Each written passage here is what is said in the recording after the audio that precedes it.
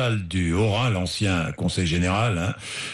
Dites-moi, Eric Stroman, vous voulez faire travailler 7 heures par semaine, hein, les bénéficiaires, c'est ça?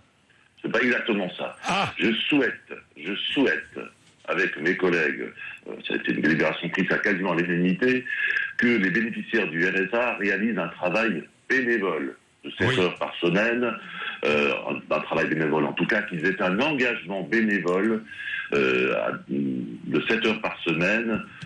Alors il ne s'agit pas exactement d'un travail. L'idée c'est laquelle?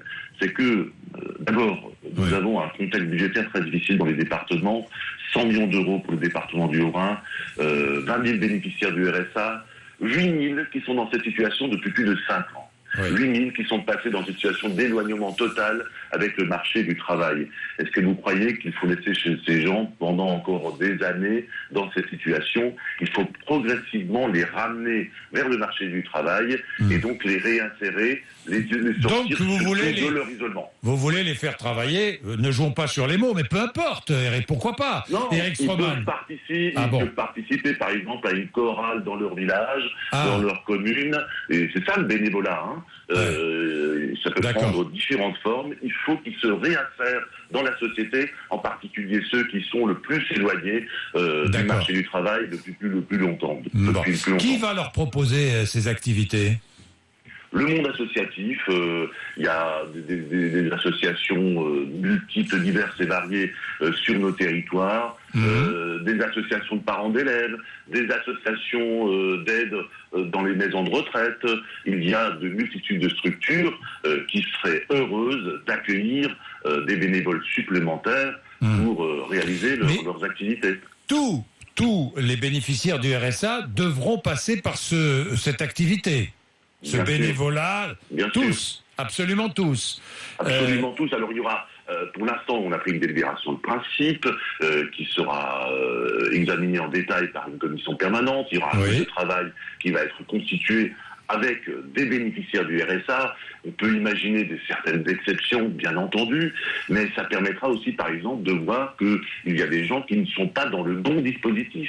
Ceux qui sont dans une situation physique totale, d'être en impossibilité d'exercer la moindre activité, ce n'est plus le RSA qui est Eric Stroman, pardon, je vais reprendre l'exemple.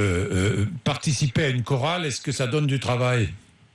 Mais en tout cas, ça sort de l'isolement, ça permet de rencontrer du monde. Ça, c'est autre chose. Ça permet de rencontrer du monde. Lorsqu'une chorale apporte aussi une plus-value dans une commune, dans la vie culturelle, etc., c'est un plus pour la société également. Le fait de chanter, par exemple, une activité culturelle, c'est un plus incontestable dans notre société. Oui, et puis ça permettra de mieux connaître aussi, mais ça c'est positif, vraiment, de mieux connaître les bénéficiaires du RSA. Alors, il ne s'agit pas non plus de stigmatiser. Les gens ne sauront pas nécessairement que la personne elle est là parce qu'elle bénéficie du RSA. Ce sera un bénévole comme un autre. Il ne s'agit surtout pas de stigmatiser les gens qui sont dans cette situation, qui résulte d'une situation économique. 97% des bénéficiaires du RSA n'ont pas choisi cette situation et ils la subissent, mais il faut qu'on les aide à les sortir de cet isolement. Et cette mesure leur permettra de s'intégrer davantage dans la société. Merci beaucoup, Eric Stroman. Merci d'être intervenu. Merci, bonne journée. Merci d'être intervenu sur Antenne d'RMC. Qu'en pensez-vous? Bonne idée, une idée que vous n'approuvez pas. C'est pas compliqué. 3216 rmc.fr. Il est 7h44 et vous êtes sur RMC. Allez, un peu de pub.